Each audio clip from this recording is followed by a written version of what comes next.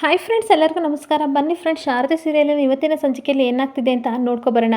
ಅದಕ್ಕೂ ಮುಂಚೆ ಯಾರೆಲ್ಲ ನನ್ನ ವಿಡಿಯೋ ನೋಡ್ತಾ ಇದ್ದೀರಾ ಅವರೆಲ್ಲ ಪುಟ್ಟದೊಂದು ಲೈಕ್ ಮಾಡಿ, ಹಾಗೆ ಫಾಲೋ ಮಾಡೋದನ್ನು ಮರಿಬೇಡಿ. ಬನ್ನಿ ಸ್ಟಾರ್ಟ್ ಮಾಡೋಣ. ಈಗ ಫ್ರೆಂಡ್ಸ್, ಇಲ್ಲಿ ಶಾರದಾ ತುಂಬ ಕಷ್ಟಪಟ್ಟು ಹಾಗೆ ಸಂಕಟ ಪಟ್ಕೊಂಡು ತನ್ನ ಅಮ್ಮ ಸುಮಿತ್ರನ ನೋಡೋಕ್ಕೆ ಅಂತ ಬರ್ತಾ ಇರಬೇಕಾದ್ರೆ ಇಲ್ಲಿ ಸುಮಿತ್ರಾ ಐಸಿನಲ್ಲಿ ಮನಗಿರ್ತಾಳೆ.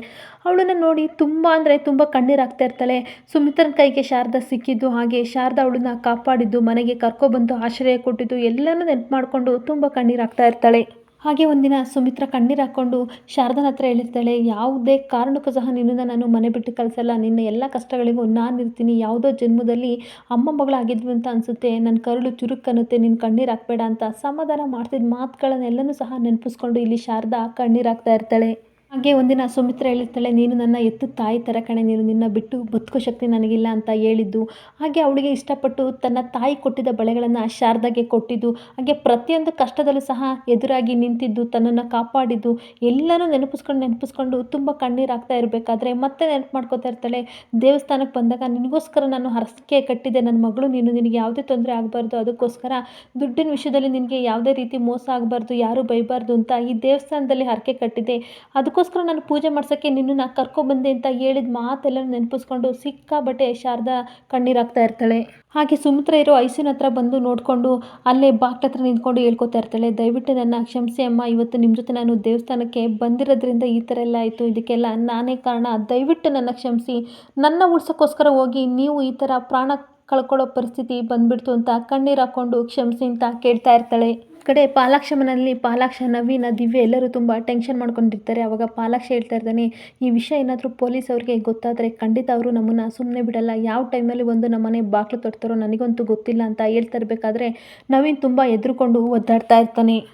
ಹಾಗೆ ಮತ್ತೆ ಟೆನ್ಷನ್ ಮಾಡಿಕೊಂಡು ಪಾಲಾಕ್ಷ ಹೇಳ್ತಾ ಇರ್ತಾನೆ, ಏನು ಮಾಡಲಿ, ನಾನು ಏನು ಮಾಡಲಿ, ಇದಕ್ಕಿರೋದು ಒಂದೇ ಪರಿಹಾರ, ನಾನು ಮೊದಲು ಜ್ಯೋತಿಕಾಗೆ ಕಾಲ್ ಮಾಡಿ ಎಲ್ಪ್ ಮಾಡಮ್ಮ ಅಂತ ನಾನು ಕೇಳಬೇಕು, ಇದಕ್ಕೆ ಅವಳೊಬ್ಬಳೇ ಪರಿಹಾರ ಕೊಡೋಕ್ಕಾಗೋದು, ದಿವ್ಯ ಹೋಗಿ ನನ್ನ ಫೋನ್ ತಗೊಬರಮ್ಮ ಅಂತ ಹೇಳಿದಾಗ ದಿವ್ಯ ಸರಿಯಪ್ಪ ಅಂತ ಫೋನ್ ತರಕ್ಕೆ ಹೋಗ್ತಾ ಇರ್ತಾಳೆ. ಈ ಕಡೆ ಜ್ಯೋತಿಕಾ ಮತ್ತು ಪಾರಿಜಾತ ಇಬ್ಬರನ್ನು ಕರ್ಕೊಬಂದ್ಬಿಟ್ಟು ಸಿಸ್ಟರ್ ಹೇಳ್ತಾ ಇರ್ತಾರೆ, ಇಲ್ಲೇ ಕೂತ್ಕೊಳ್ಳಿ, ನಾನು ನಿಮ್ಮ ಬ್ಲಡ್ ಸ್ಯಾಂಪಲ್ನ ತೊಗೋತೀನಿ ಅಂತ ಹೊರಗಡೆ ಟ್ಯೂಬ್ ತರಕ್ಕೆ ಹೋಗ್ತಾ ಇರಬೇಕಾದ್ರೆ ಈ ಕಡೆ ಜ್ಯೋತಿಕಾ ತುಂಬ ಟೆನ್ಷನ್ ಮಾಡ್ಕೊಂಡು ಹೇಳ್ತಾ ಇರ್ತಾಳೆ, ಗ್ರಾನಿ ನನಗೆ ತುಂಬ ಟೆನ್ಷನ್ ಆಗ್ತಿದೆ ಅಂತ ಹೇಳ್ತಿರ್ಬೇಕಾದ್ರೆ, ಈ ಟೈಮಲ್ಲಿ ನೀನು ಟೆನ್ಷನ್ ಮಾಡ್ಕೋಬೇಡ, ಏನೂ ಆಗಲ್ಲ, ಸುಮ್ಮನಿರು ಅಂತ ಪಾರಿಜಾತ ಹೇಳ್ತಾ ಇದ್ರೆ, ಅಯ್ಯೋ ಗ್ರಾನಿ ನಿನಗೆ ಅರ್ಥ ಆಗಲ್ವಾ, ನಂದು ಮತ್ತು ಮಾಮ್ದು ಇವ್ರದ್ದು ಬ್ಲಡ್ ಸ್ಯಾಂಪಲ್ಲು ಮ್ಯಾಚ್ ಆಗಲ್ಲ ಅಂತ ಹೇಳ್ತಾ ಇರಬೇಕಾದ್ರೆ ಆ ಮಾತನ್ನ ಕೇಳಿ ಶಾಕ್ ಆಗಿ ಪಾರಿಜಾತ ಅವಳ ಮುಖನ ನೋಡ್ತಾ ಇರ್ತಾಳೆ. ಮತ್ತೆ ಜೊತೆಗೆ ಟೆನ್ಷನ್ ಮಾಡ್ಕೊಂಡು ಹೇಳ್ತಾ ಇರ್ತಾಳೆ, ಅಯ್ಯೋ ಗ್ರಾನಿ ನನಗೆ ಏನು ಮಾಡಬೇಕು ಅಂತ ಗೊತ್ತಾಗ್ತಿಲ್ಲ, ಅಕಸ್ಮಾತ್ ಎಲ್ಲರಿಗೂ ನನ್ನ ಮೇಲೆ ಅನುಮಾನ ಬಂದರೆ ಏನು ಮಾಡೋದು ಅಂತ ಕೇಳ್ತಿರ್ಬೇಕಾದ್ರೆ, ನೋಡು ಈ ರೀತಿ ನೀನು ಮುಖ ಮಾಡ್ಕೊಂಡಿದ್ರೆ ಖಂಡಿತ ಎಲ್ಲರಿಗೂ ಅನುಮಾನ ಬರುತ್ತೆ, ಸ್ವಲ್ಪ ಸುಮ್ಮನಿರು ಜೋ ಅಂತ ಹೇಳ್ತಾ ಇರ್ತಾಳೆ. ಮತ್ತೆ ಪಾರಿಜಾತ ಹೇಳ್ತಾ ಇರ್ತಾಳೆ, ನೋಡು ನೀನು ಬರೀ ಜಸ್ಟ್ ಸುಮಿತ್ರನ ಮಗಳು, ನಿನಗೇನು ಗೊತ್ತಿಲ್ಲ, ಆ ರೀತಿ ನೀನು ನಾಟಕ ಮಾಡು, ತಲೆ ಕೆಡಿಸ್ಕೋಬೇಡ, ಬೇರೆದು ಯಾವುದು ಸಹ ಯೋಚನೆ ಮಾಡಬೇಡ ಅನ್ಬೇಕಾದ್ರೆ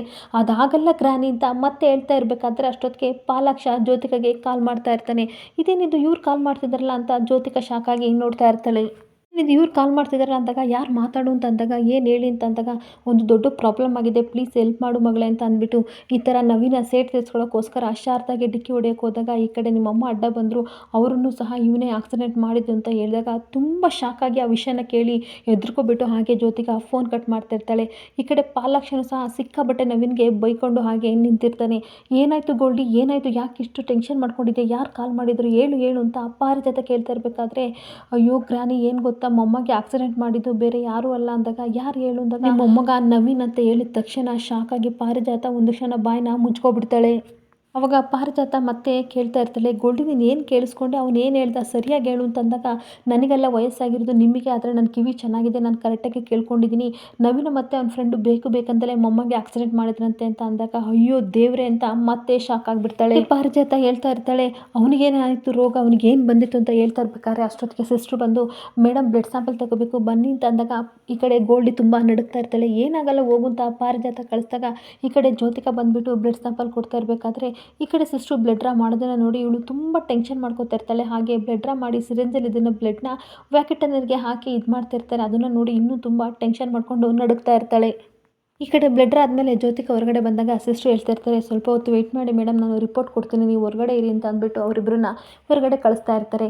ಇನ್ನೊಂದು ಕಡೆ ರಿಸೆಪ್ಷನ್ ಕೌಂಟರ್ ಹತ್ರ ಶಾರದಾ ಹಾಗೆ ತಾತ ದಶರಥ ಹಾಗೆ ಸಿದ್ದು ಎಲ್ಲರೂ ಯೋಚನೆ ಮಾಡ್ಕೊಂಡಿರ್ಬೇಕಾದ್ರೆ ದಶರಥ ಸಿದ್ದುಗೆ ಹೇಳ್ತಾ ಇರ್ತಾನೆ, ಸಿದ್ದು ಬೆಳಗ್ಗೆ ನೀನು ಸುಮಿತ್ರಾ ಎಲ್ಲಿ ಅಂತ ಕೇಳಿದಾಗ ನಾನು ಹೇಳಿದೆ ಸುಮಿತ್ರ ದೇವ್ರ ಹತ್ರ ಹೋಗಿದ್ದಾಳೆ ಅಂತ ಅಂದೆ, ಆದರೆ ಬಾಯಿ ತಪ್ಪಿ ಅಂದೆ. ಆದರೆ ಅದು ನಿಜನೇ ಆಗ್ಬಿಡ್ತು ಅಂತ ಅಂದಾಗ, ಏನೂ ಅನ್ಕೋಬೇಡಿ ಮಾವ ಆಯಿತಾ, ಏನೂ ಆಗಲ್ಲ, ಅತ್ತೆಗೆ ನೀವೇ ಹೇಳಿದ್ರಲ್ಲ ಬಾಯಿ ತಪ್ಪಿ ಅಂದೆ ಅಂತ, ಒಳ್ಳೇದಾಗುತ್ತೆ ಸುಮ್ಮನಿರಿ, ಸಮಾಧಾನ ಮಾಡ್ಕೊಳ್ಳಿ ಅಂತ ಹೇಳ್ತಿರ್ಬೇಕಾದ್ರೆ ಶಾರದಾ ಕಣ್ಣೀರು ಹಾಕ್ಕೊಂಡು ಹೇಳ್ತಾ ಇರ್ತಾಳೆ, ಇದಕ್ಕೆಲ್ಲ ನಾನೇ ಕಾರಣ, ನನ್ನ ಸಲುವಾಗಿ ಅಮ್ಮ ಇವತ್ತು ದೇವಸ್ಥಾನಕ್ಕೆ ಹೋಗಿದ್ದು ನನ್ನ ಸಲುವಾಗಿ. ಯಾಕೆಂದರೆ ದುಡ್ಡಿನ ಸಮಸ್ಯೆಯಿಂದ ನಾನು ನರಳಾಡ್ತಿದ್ದನ್ನು ನೋಡೋಕ್ಕಾಗ್ದಲೇ ಅವರು ಹರಕೆ ಕಟ್ಕೊಂಡಿದ್ರಂತೆ.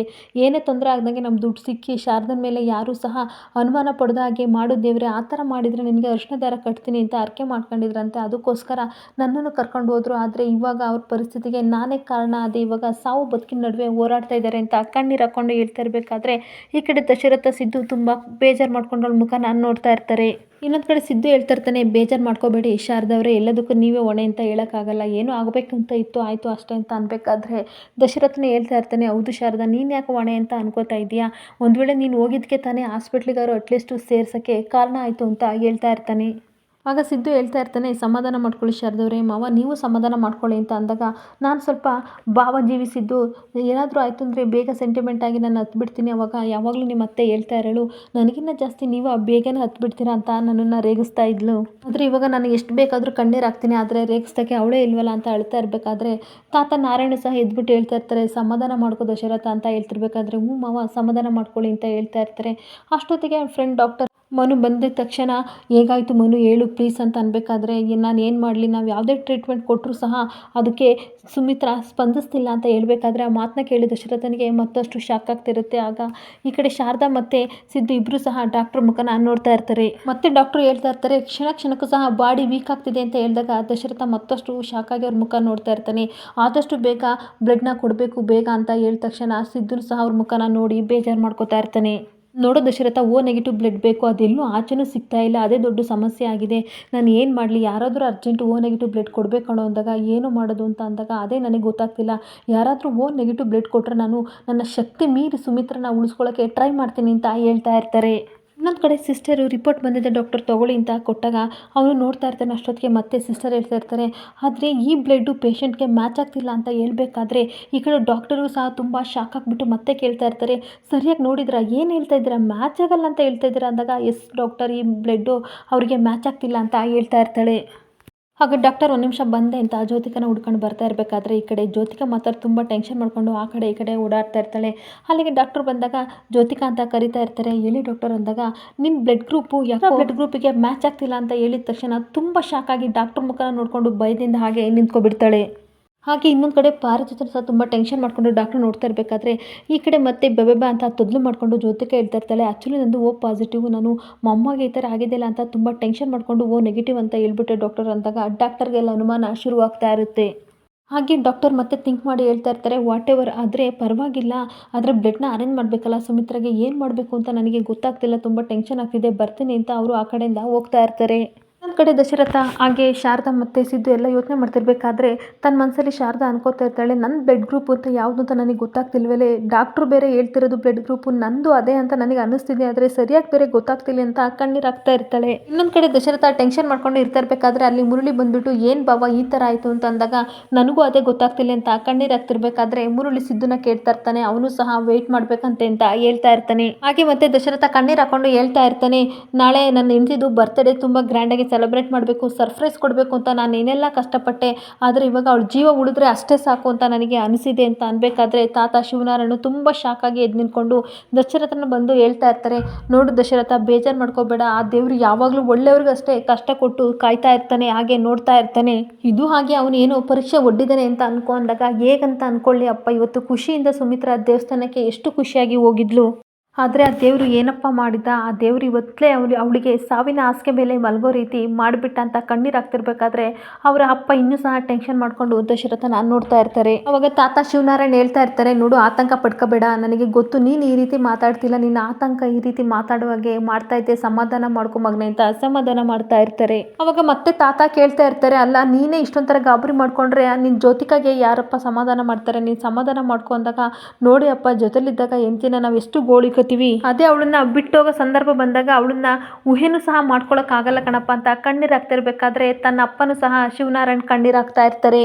ನೋಡಿ ಅಪ್ಪ, ನೀವು ನನ್ನನ್ನು ಧೈರ್ಯ ತುಂಬ್ಕೊ ಅಂತ ಹೇಳ್ತಾ ಇದ್ದೀರಾ, ಆದರೆ ನನ್ನ ಧೈರ್ಯನೇ ಸುಮಿತ್ರ ಅಪ್ಪ, ಅವಳಿಲ್ಲ ಅಂದರೆ ನಾನು ಇರೋಕ್ಕಾಗಲ್ಲ ಅಂತ ಕಣ್ಣೀರು ಹಾಕ್ತಾ ಇರ್ತಾನೆ. ಆಗ ಸಿದ್ದುನು ಸಹ ಬೇಜಾರು ಮಾಡ್ಕೊಂಡು ಹೇಳ್ತಾ ಇರ್ತಾನೆ, ಮಾವ ದಯವಿಟ್ಟು ಸಮಾಧಾನ ಮಾಡ್ಕೊಳ್ಳಿ, ನೀವು ಈ ಥರ ನಿರಾಶೆಯಿಂದ ಕಣ್ಣೀರು ಹಾಕ್ತಿರೋದನ್ನು ನಾನು ಯಾವತ್ತೂ ನೋಡಿಲ್ಲ, ಪ್ಲೀಸ್ ಮಾವ ಸಮಾಧಾನ ಮಾಡ್ಕೊಳ್ಳಿ ಅಂತ ಹೇಳ್ತಿರ್ಬೇಕಾದ್ರೆ ತಾತ ಶಿವನಾರಾಯಣ್ ಹೇಳ್ತಾ ಇರ್ತಾರೆ, ನಿನ್ನನ್ನು ಸಮಾಧಾನ ಮಾಡ್ಕೊತ ಹೇಳೋದೇನೋ ನಾನು ಈಸಿ, ಆದರೆ ಈ ಸನ್ನಿವೇಶನ ಎದುರಿಸೋದು ತುಂಬ ಅಂದರೆ ತುಂಬ ಕಷ್ಟ ಕಣಪ್ಪ ಅಂದಾಗ ಈ ಕಡೆ ದಶರಥ ಹ್ಞೂ ಅಪ್ಪ ಅಂತ ಕಣ್ಣೀರು ಹಾಕ್ಕೊಂಡು ಅಪ್ಪನ ಮುಖನ ನೋಡ್ತಾ ಇರ್ತಾನೆ. ಹಾಗೆ ಮತ್ತೆ ತಾತ ಹೇಳ್ತಾ ಇರ್ತಾರೆ, ಸಮಾಧಾನ ಮಾಡ್ಕೊ, ಡಾಕ್ಟ್ರು ಎಲ್ಲ ಗೊತ್ತಿರೋರೇ ಅಲ್ವಾ, ಅವರು ಒಳ್ಳೆ ಟ್ರೀಟ್ಮೆಂಟ್ ಕೊಡ್ತಾರೆ ಅಂತ ನನಗೆ ತುಂಬ ನಂಬಿಕೆ ಇದೆ ಅಂತ ಅನ್ಬೇಕಾದ್ರೆ ಈ ಕಡೆ ಸಿದ್ದುನು ಬಂದು ಹೇಳ್ತಾ ಇರ್ತಾನೆ, ಹೌದು ಮಾವ ಸಮಾಧಾನ ಮಾಡ್ಕೊಳ್ಳಿ, ಜೋ ಹೆಂಗೂ ಬ್ಲಡ್ ಕೊಡೋಕೆ ಹೋಗಿದ್ದಾಳಲ್ವಾ, ಮಕ್ಕಳು ಬ್ಲಡ್ ಮ್ಯಾಚ್ ಅಮ್ಮನಿಗೆ ಹಾಗೆ ಆಗುತ್ತೆ, ಮ್ಯಾಚ್ ಹಾಗೆ ಆಗುತ್ತೆ, ಖಂಡಿತ ಹುಷಾರಾಗಿ ಬರ್ತಾರೆ, ಬ್ಲಡ್ ಲಾಸ್ ಆಗಿರೋದ್ರಿಂದ ಇವಾಗ ಆ ಪರಿಸ್ಥಿತಿಲಿ ಇದ್ದಾರೆ ಅಂತ ಹೇಳ್ತಾ ಇರ್ತಾನೆ.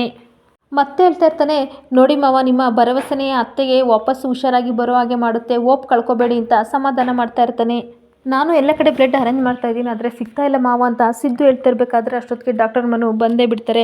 ಆವಾಗ ದಶರಥ ಓಡೋಗಿ, ಮನು ಬ್ಲಡ್ ಅರೇಂಜ್ ಆಯಿತಾ, ಜ್ಯೋತಿಕಾ ಕೊಟ್ಲಾ ಅಂತ ಕೇಳ್ತಿರ್ಬೇಕಾದ್ರೆ ಡಾಕ್ಟರ್ ಬೇಜಾರು ಮಾಡ್ಕೊಂಡು ಹೇಳ್ತಾ ಇರ್ತಾರೆ, ಜ್ಯೋತಿಕಾ ಬ್ಲಡ್ಡು ಯಾಕೋ ಮ್ಯಾಚ್ ಆಗ್ತಿಲ್ಲ ಅಂತ ಅಂದಾಗ ತುಂಬ ಶಾಕ್ ಆಗಿ ಹಾಗೆ ದಶರಥ ಮತ್ತು ಸಿದ್ದು ನಿಂತ್ಕೊಬಿಡ್ತಾರೆ.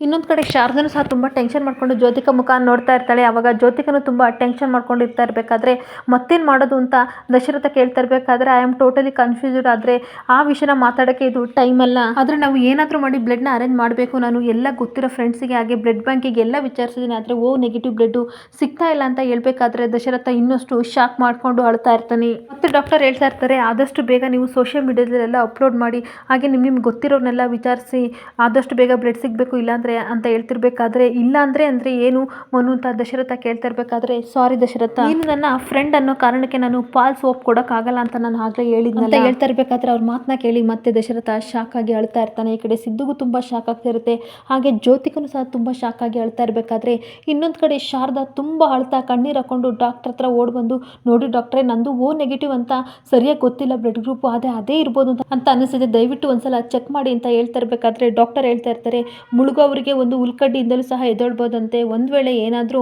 ಅದೇ ನಿಮ್ಮದು ಓ ನೆಗೆಟಿವ್ ಏನಾದರೂ ಆಗಿದ್ರೆ ಇನ್ನೂ ತುಂಬಾ ಒಳ್ಳೆಯದು ಅಂತ ಹೇಳ್ತಾ ಇರ್ತಾರೆ. ಅಷ್ಟೊತ್ತಿಗೆ ಡಾಕ್ಟರ್ ಸಿಸ್ಟರ್ನ ಕರೆದು ಇವ್ರನ್ನ ಬ್ಲಡ್ ಗ್ರೂಪ್ ಚೆಕ್ ಮಾಡಿ ಅಂತ ಹೇಳ್ತಿರ್ಬೇಕಾದ್ರೆ ಸಿಸ್ಟರ್ ಬಂದು ಕರ್ಕೊಂಡು ಹೋಗ್ತಿರ್ಬೇಕಾದ್ರೆ ತಾತ ಶಿವನಾರಾಯಣ್ ಕಣ್ಣೀರು ಹಾಕ್ತಿರ್ತಾರೆ. ಎದುರ್ಕೋಬೇಡಿ ಅಂತ ಸಮಾಧಾನ ಮಾಡಿ ಶಾರದಾ ಇಲ್ಲಿ ಬ್ಲಡ್ ಗ್ರೂಪ್ಗೆ ಬ್ಲಡ್ನ ಕೊಡ್ತಾ ಇರ್ತಾಳೆ. ಇಲ್ಲಿಗೆ ಈ ಸಂಚಿಕೆ ಎಂಡ್ ಆಗ್ತಿದೆ. ಈ ವಿಡಿಯೋ ಇಷ್ಟ ಆದರೆ ಪುಟ್ಟದೊಂದು ಲೈಕ್ ಮಾಡಿ, ಹಾಗೆ ಫಾಲೋ ಮಾಡಿ. Thank you.